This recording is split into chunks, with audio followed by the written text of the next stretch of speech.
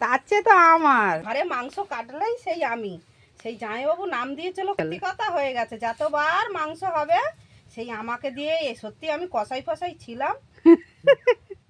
আজকে আমাদের মুরগির মাংস রান্না হবে। এই যে বোন কাটছে, আর এই যে চিংড়ি মাছ, এই হচ্ছে ফুল চিংড়ি। ফুল চিংড়ি হয়তো মাখা হবে পেঁয়াজ কাঁচা লঙ্কা শুকনো লঙ্কা দিয়ে, আর এটা মনে হয় বাঁধাকপি হবে, আর এই যে ওল ভাতে হবে, আর এই তো মাংস সরঞ্জাম। এই হচ্ছে আমাদের আজকের রেসিপি।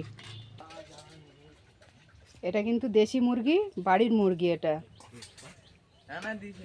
আমার বোন মাংস কাটা ওস্তাদ, ওই জন্যে দোকান থেকে কাটিয়ে আনা হয় না, ঘরেই কাটায়। আর যখনই ও আসে তখনই মাংস হয়। সে অনুযায়ী দেখলে আমি আবার এইসব কিছু কাটতে পারি না, আমার যা কিছু দোকান থেকে আনি, কেন ভয় লাগে আমার কাটতে। ও আবার এই দিক দিয়ে পারদর্শী বলে।